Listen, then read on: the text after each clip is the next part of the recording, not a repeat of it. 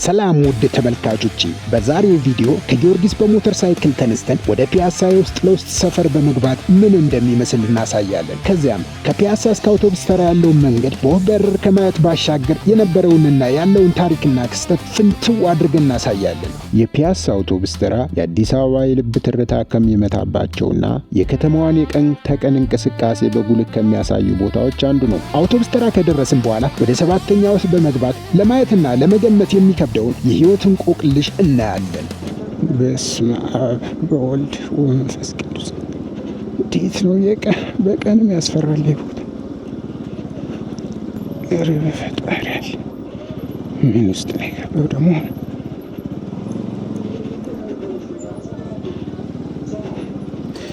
ይሄንን ቦታ ግን በጣም ማየው ነገር ጥሩ ያልሆነ ነገር እያየው ነው። ይሄንን መንግስት ህዝቡም ሊሆን ይችላል ብቻ የሚመለከተው አካል የሆነ መፍትሄ ቢሰጠው። ከእናንተ የሚጠበቀው ቪዲዮውን ላይክ በማድረግ መጀመር፣ ሰብስክራይብ ካላደረጋችሁ ሰብስክራይብ ማድረግ፣ የተሰማችሁን ኮሜንት ማድረግ እንዲሁም ለጓደኞቻችሁ ሼር ማድረግ ብቻ ነው። ቀጥታ ወደ ቪዲዮው።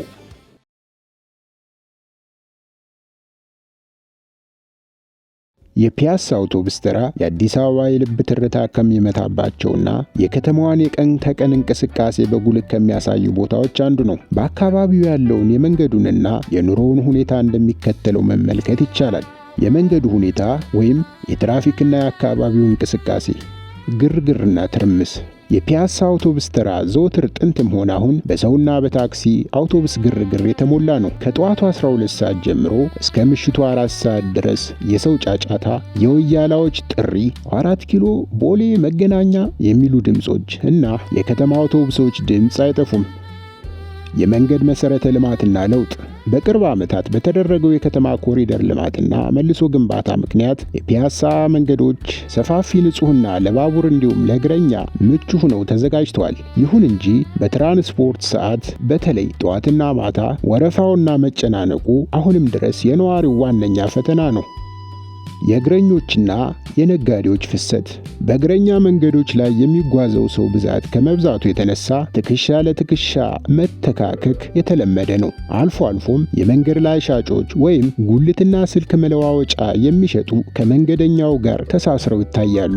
የኑሮው ሁኔታ ወይም የሕይወት ገጽታ። የተጣደፈና ፈጣን ሕይወት። በፒያሳ አውቶቡስ ተራ የሚያልፈው ማህበረሰብ አብዛኛው የየራሱ ስራና ጉዳይ ያለው በመሆኑ ሕይወት እጅግ የፈጠነች ናት። ሁሉም ሰው በሰዓቱ ለመድረስ ይሮጣል። ባቡር ወይም ታክሲ ለማግኘት ይገፋፋል፣ ይጣደፋል። የንግድና የኢኮኖሚ ትስስር። አካባቢው የብዙ አነስተኛ ነጋዴዎች መተዳደሪያ ነው። በየመንገዱ ዳር ማስቲካ፣ ሶፍት፣ ጃንጥላና የሞባይል ካርድ የሚሸጡ ወጣቶች እንዲሁም ጫማ ጠራጊዎች ኑሯቸውን ለማሸነፍ የሚለፉበት ቦታ ነው። በአቅራቢያው ያሉ ካፌዎችና ሻይ ቤቶችም በትራንስፖርት እጥረት ሳቢያ መንገድ ላይ የቆመው ሰው ገብቶ የሚተነፍስባቸው ማረፊያዎች ናቸው። የኑሮ ውድነትና የኑሮ ትግል። ልክ እንደ መላው አዲስ አበባ በፒያሳም የኑሮ ውድነቱና ጫናው በግልጽ ይታያል። የታክሲ ፎርማትና የታሪፍ መጨመር፣ የዕለት ተዕለት ምግቦች ዋጋ መናር በተለይ በዝቅተኛው የማህበረሰብ ክፍል ላይ የሚፈጥረው ተጽዕኖ በአካባቢው ባሉ ሰዎች ንግግርና የድካም ስሜቶች ላይ ይነበባል። ማህበራዊ መስተጋብር። ምንም እንኳን ግርግርና ውክቢያው የበዛበት ቦታ ቢሆንም የቆዩ የምታውቃቸው ሰዎችን ድንገት መንገድ ላይ አግኝቶ እንኳን ደህና መጣህ መባባል፣ በታክሲ ወረፋ ላይ በሀገር ጉዳይና በኑሮ ላይ አምርሮ ማማረርና መሳቀቅ የአካባቢው ማራኪ ማህበራዊ ገጽታዎች ናቸው። በአጠቃላይ የፒያሳ አውቶቡስ ተራ መንገድ የትግል፣ የትርምስ፣ የለውጥና የጽናት መገለጫ ሲሆን ኑሮ ደግሞ በግርግሩ ውስጥ ሕይወትን ለማሸነፍ በየቀኑ የሚደረግ የፈጣን ጉዞ ነጸብራቅ ነው።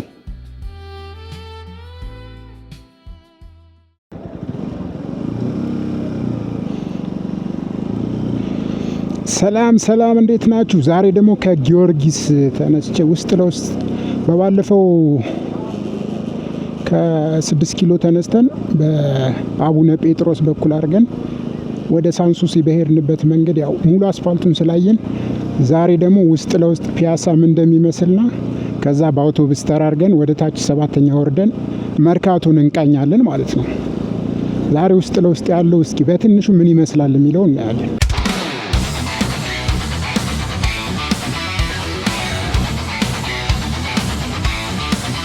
ከ6 ኪሎ ሳንሱሲ እዛ በሄድንበት እንትን ያው ሞር በሱሱም ቢሆን ጠለቅ ብዬ ስለ አጠቃላይ ስለ አጼ ምኒልክ ሐውልት፣ ስለ አቡነ ጴጥሮስ ሐውልትና ስለ 6 ኪሎ ሐውልት ያው ሰርቼላችኋለሁ። እሱን ወደ ኋላ ሄዳችሁ ማየት ትችላላችሁ። ዛሬ ደግሞ በስሱ ይሄን ቦታ እናያለን። ከዛ ውጭ ደግሞ መርካቶ እንዴት፣ ለምን፣ በማን፣ በምን ምናምን የሚለውን ነገር እንደተመሰረተ እናያለን ማለት ነው። ያውን ፒያሳ ነው ሰፈር ውስጥ ለውስጥ የአራዶቹ የቀለጠው መንደር ይለዋል።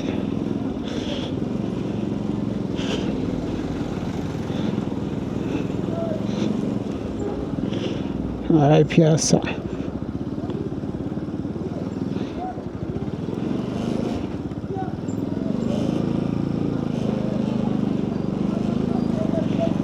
እንግዲህ በስሱ ይሄ ነው ሰፈሩ። አጠቃላይም ባይሆን ከሞላ ጎደል what it looks, this is what it look.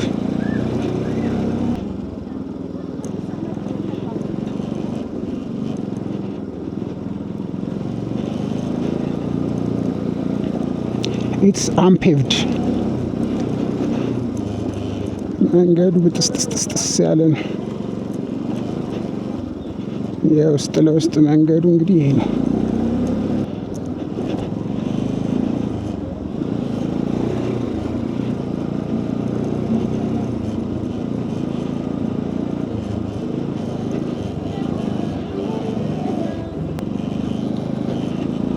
መዞር እንችላለን ከዚህ በኋላ።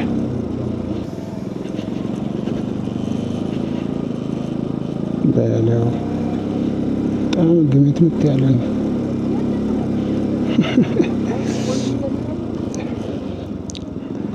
ነጭ ነጯ እንደሚባለው እኔም ይኸው ይቅርታ ለቃላት አጠቃቀሜ፣ ግን አጠቃላይ ያለውን ነገር ነው የምነግራችሁ። ግምት ያለ ከሆነ ግምት ያለ ነው። በጣም ፒውር ከሆነ እስኪ አሁን ቀጥታ እንሂድና በጊዮርጊስ ቤተ ክርስቲያን ጀርባ በኩል አድርገን ከዛ በአቡነ ጴጥሮስ በኩል ሐውልት አድርገን ቀጥታ ወደ አውቶቡስ ተራ እንሄዳለን ማለት ነው።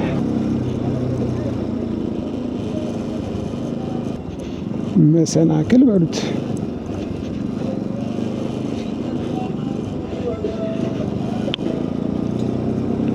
ደግሞ ምንድነው ሰብስክራይብ አርጉ እስኪ። እዚህ ወጣ ገባ ሞተሬን እየሰባበርኩ ከዛ ደግሞ ነዳጅን እየገፈገፍኩ፣ ግን ሰብስክራይብ ለምን እንደማታረጉ አይደል? ከዛ ደግሞ እያንዳንዱን ቦታ ከዚህ በኋላ ታሪካዊ ዳራውን ሙሉ ለሙሉ ለማየት እንሞክራለን። ይህን ቻናል ጸዴ ነው የምናደርገው ነው የምላችሁ። አመት በዓል ነው የምናደርገው። አመት በዓል ሁሌ አመት በዓል ነው የምናደርገው።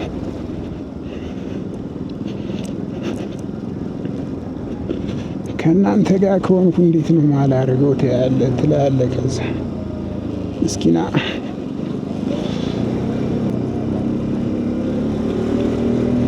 አይ ፒያሳ፣ አይ ፒያሳ፣ አይ መርካቶ፣ አይ ሎሪት፣ ጸጋዬ ገብረመድህን ፈጣሪያል። መንገዱ ግን ምን ሆኖ ነው እንደዚህ እስከሚሆን?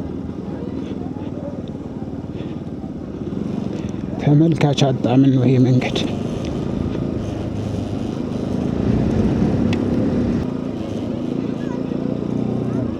አይ ፒያሳ ቁስልስል ብለሻል። የድሮ ሰፈር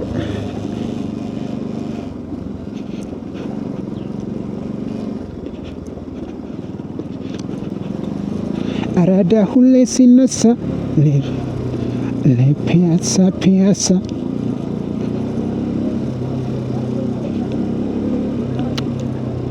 እስኪ አሁን በዚች ጋር ማለት ነው ወደታች ወረድ። አትክልቶች ምናምን የአትክልት ተራ ትራፊዎች፣ የአትክልት ተራ ቤተኛዎች።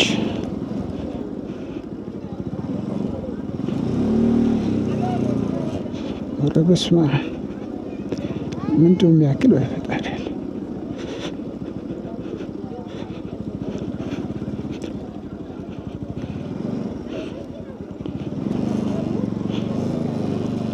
ኧረ ይሄ ለጠላትም አይስጠወይን መንገድ አዛርን ለዲ በፈጣሪ ያለ።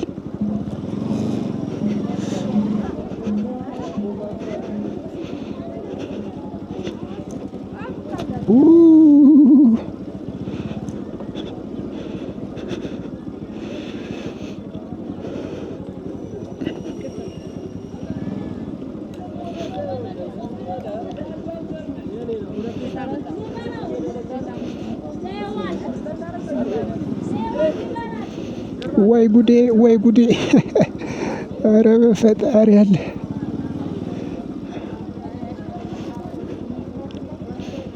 እስኪ ከማስደነግጣችሁ ብዬ እኮ ነው ክላክስ። አዎ ኦልሬዲ አምደን ጉዞዬን ጨርሻለሁ አለ የቀብር ላይ ጽሑፍ። በዚህ ጋር እንዴት ነው ወርድሽ?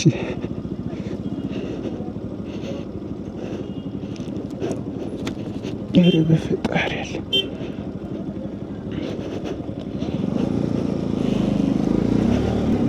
እንደ እንግላንድ ሳውዝ አፍሪካ በግራ በኩል እየሄድኩ ነው እስከምወጣ። በመጨረሻ ወደ ዋናው መንገድ ገብቻለሁ ማለት ነው። አቡነ ጴጥሮስ ሐውልት አደባባይ ፊት ለፊት ያለ። ስለዚህ ታሪክ በደንብ ሰርቼላችኋለሁ። ከ6 ኪሎ ሳንሱሲ የሚለው ቦታ ጋር ግቡና የሚለውን ቪዲዮ ከፍታችሁ ብታዩት በቃ ሙሉን ብታዩት የሚገርም ታሪክ እዛ ላይ አለ። የድሮ አትክልት ተራ ከባቡር ሀዲዱ መንገድ ተሻግሯል።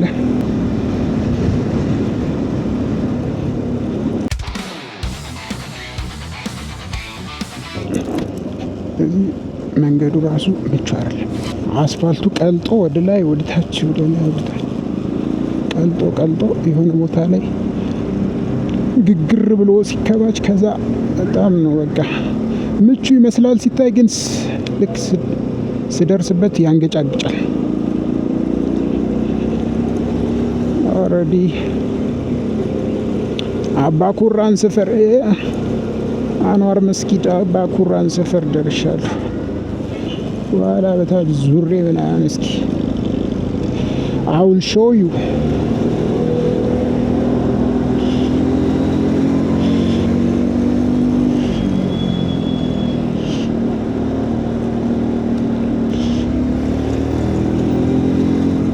ጎጃም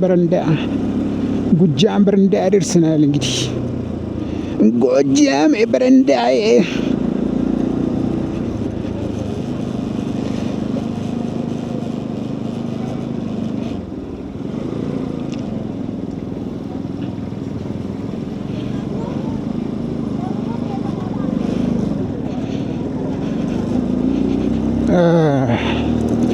ያው ዜብራ ማለት ነው። ላሻግር ብል እንኳን አልችልም፣ ምክንያቱም ቀኑ ሙሉ ያለምንም እረፍት ሰው በዛ ዜብራ ላይ ይሻገራል።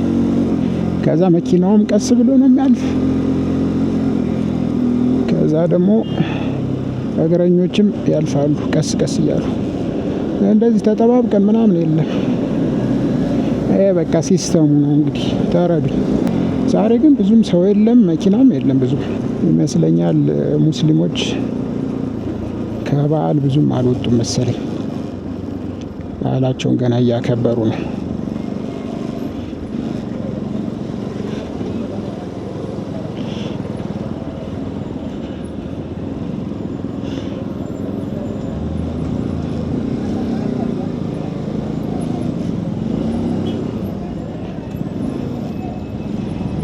ኧረ ሂድ በእናትህ እንዴ! ቆመ እኮ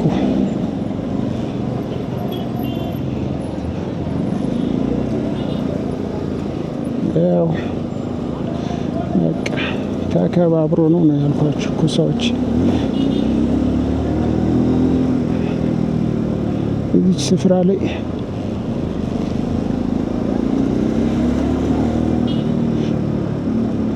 በፈጣሪ ያለ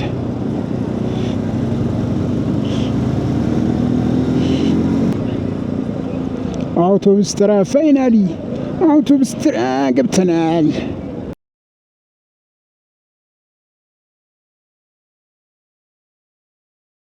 የአዲስ አበባ አውቶቡስ ተራና ሰባተኛ አካባቢዎች የከተማዋን እውነተኛ የኑሮ ትርታ፣ የንግድ እንቅስቃሴና ማህበራዊ መስተጋብር በግልጽ የሚያሳዩ ደማቅ ስፍራዎች ናቸው። በእነዚህ አካባቢዎች ያለው የህይወት ቅኝት በግርግር፣ በሥራ ወዳድነት፣ በባህል ብዝሃነትና በትግል የተሞላ ነው። የአካባቢዎቹን አጠቃላይ የህይወት ቅኝት በሚከተሉት ዋና ዋና ነጥቦች መልክ ማየት ይቻላል። የኢኮኖሚውና የንግዱ ማዕከል ወይም የጉልበትና የጥረት መናኸሪያ አውቶቡስ ተራ የሀገር ውስጥ የረጅም ርቀት ተጓዦች መነሻና መድረሻ ብቻ ሳይሆን ከየክፍለ ሀገሩ የሚመጡ ምርቶችና ሸቀጦች የሚራገፉበት ትልቅ የንግድ በር ነው። በመሆኑም ከማለዳው 11 ሰዓት ጀምሮ እስከ ምሽት ድረስ በሰዎች፣ በጭነት መኪናዎችና በጋሪዎች የተጨናነቀ ነው። ሰባተኛ ከመጋዘኖች፣ ከጅምላ ንግድ ቤቶችና ከተለያዩ የዕደ ጥበብ ወይም በተለይም የብረታ ብረትና የእንጨት ሥራዎች ጋር የተያያዘ ሰፊ እንቅስቃሴ የሚታይበት ስፍራ ነው። የጉልበት ሠራተኞች ወይም ናላቢዎች ሕይወት በእነዚህ አካባቢዎች የባለ ጉልበቱ፣ የጋሪ ጎታቹና የቀን ሠራተኛው ሚና ከፍተኛ ነው። ሕይወት በላብና በጥረት የምታሸንፍባት፣ እያንዳንዱ ሰው የዕለት እንጀራውን ለማግኘት የሚለፋባት ቦታ ናት። ማኅበራዊ መስተጋብርና የሰዎች ብዝሃነት የመላው ኢትዮጵያ ነጸብራቅ ከአውቶቡስ ተራ እስከ ሰባተኛ ባለው መስመር ላይ የሁሉም የኢትዮጵያ ብሔረሰቦች ስብስብ ይገኛል። ከተለያዩ የሀገሪቱ ክፍሎች የመጡ ነጋዴዎች፣ ተጓዦችና ሰራተኞች የሚገናኙበት በመሆኑ ቦታው የባህልና የቋንቋዎች መናኸሪያ ነው። አብሮነትና መረዳዳት ምንም እንኳን አካባቢው በግርግር የተሞላ ቢሆንም በነጋዴውና በአካባቢው ማህበረሰብ መካከል ጠንካራ ማህበራዊ ትስስር ወይም እድር፣ እቁብና የጋራ መረዳዳት አለ። አንዱ ለአንዱ ዋስትና የሚሆንበት የመርካቶ ስነ ልቦና በደንብ የሚንጸባረቅበት ስፍራ ነው። የመንገድ ላይ ሕይወትና የጎዳና እውነታዎች፣ የግርግር ውበትና ተግዳሮት ሰፊው ሕዝብ፣ የትራፊክ መጨናነቅ፣ የሻጮች ድምፅና የደንበኞች ክርክር የአካባቢው መገለጫዎች ናቸው። የጎዳና ላይ ንግድ ለባለቤት የማይጠቅም ዕቃ የለም በሚያስብል መልኩ ከምስማር ጀምሮ እስከ ትላልቅ ማሽነሪዎች በየመንገዱ ዳር ይሸጣሉ። ወጣቶች እዚህ አለላችሁ እያሉ ደንበኞች ለመሳብ የሚያደርጉት ጥረት ለአካባቢው የተለየ ድምቀት ይሰጠዋል። ጥንቃቄ የሚሻው ጎን በግርግሩ መሃል የኪስ አውላቂዎችና የስርቆት ሙከራዎች ስለሚበዙ አካባቢው ሁልጊዜ ንቁና አይነ ርግብ መሆንን ይጠይቃል። የታሪክና የባህል ትስስር የድሮና የአዲሱ ትውልድ መጋጠሚያ አውቶቡስ ተራና ሰባተኛ የቆዩ የጭቃ ቤቶችና መጋዘኖች ከአዳዲስ የገበያ አዳራሾች ወይም ሞሎች ጋር ጎን ለጎን የሚታዩባቸው ስፍራዎች ናቸው። የአያቶቻችንን ዘመን የንግድ ባህልና የዘመናዊውን ክፍለ ዘመን የንግድ ዘይቤ በአንድ ላይ ያስተናግዳሉ። የምግብ ባህል በአካባቢው የሚገኙ የቆዩ የሀገር ባህል ምግብ ቤቶች ትኩስ ሻይና ቡና የሚያቀርቡ ጥቃቅን ሱቆችና የረጅም ርቀት ተጓዦች የሚመገቡባቸው ፈጣን ምግቦች የአካባቢውን የምግብ ባህል ልዩ ያደርጉታል። የምሽት ሕይወት ቅኝት መደበኛው የንግድ ሥራና አውቶቡሶች መውጣትና መግባት ሲቀንስ አካባቢው ሌላ መልክ ይይዛል። በብርሃን የተሸፈኑ ትናንሽ መጠጥ ቤቶች፣ የሌሊት ተጓዦች ማረፊያዎችና የምሽት የጎዳና ላይ ተጠቃሚዎች የሚታዩበት በቀን ከነበረው ይልቅ በተረጋጋ ነገር ግን በራሱ ምስጢራዊ በሆነ ድባብ ይተካል። በአጭሩ የአውቶቡስ ተራና የሰባተኛ ሕይወት የመኖር ትግል፣ የጉልበት ዋጋና የሕዝብ ትስስር በአንድ ላይ የሚታይበት እውነተኛ የአዲስ አበባ ሕያው ገጽታ ነው። ቦታው ለፎቶግራፍ፣ ለቪዲዮና ለታሪክ ሰነድ ወይም ዶክመንታሪ ሥራዎች እጅግ እምቅና ማራኪ የሆኑ በርካታ ታሪኮችን አምቆ የያዘ የአዲስ አበባ ልብ ነው። አሁን ወደ ታች ወርድና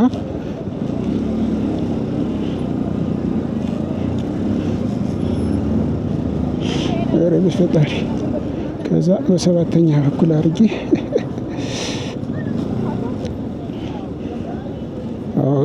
መርካቶን በደንብ እናየዋለን። ከዛ እስኪ የመርካቶ ገበያን እስኪ እናየዋለን።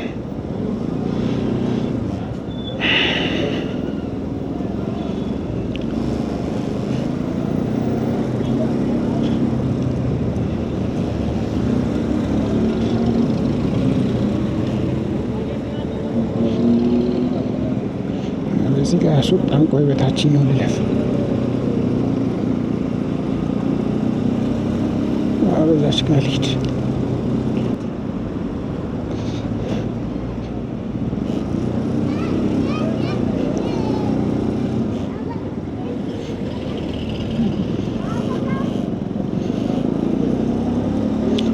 አዎ ወደ ሰባተኛ ገብተናል። ዛሬ በቃ ዛሬ ሰው ቀንሶ ነው የመጣን። እንግዲህ እንደነገርኳችሁ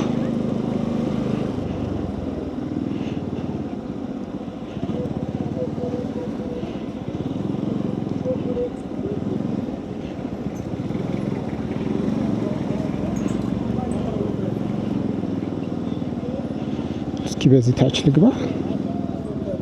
ዋት ኢት ሉክስ ላይክ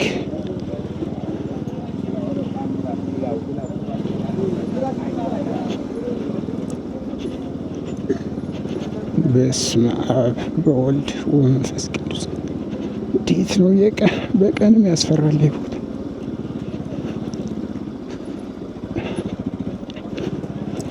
ኡጋንዳ ካምፓላ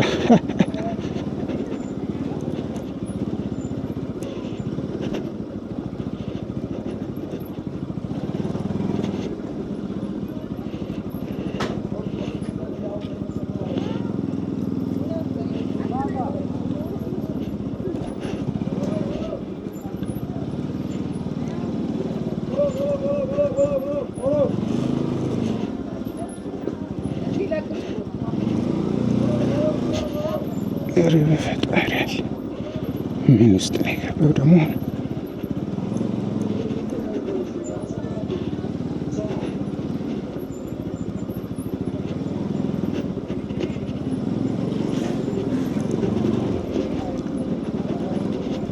በፈጣሪ ያለ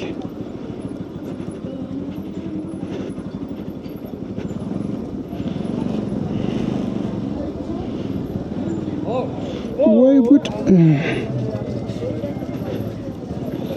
እንጀራ ከመከራሉ። እዚህ ጋር ደግሞ ድንች እዚህ ታች ልሂድ እንዴ? እስኪ ልሂድ ዝም ብዬ።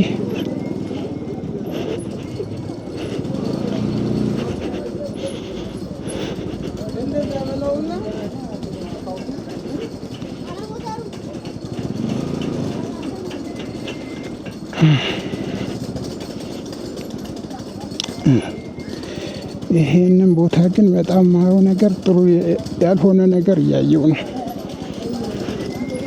ይሄንን መንግስት ህዝቡም ሊሆን ይችላል ብቻ የሚመለከተው አካል የሆነ መፍትሄ ቢሰጠው ሰዎችም ሳይጎዱ ብቻ እንደሚሆን ቢሆን ጥሩ ነው። ለትውልድም ጥሩ አይደለም።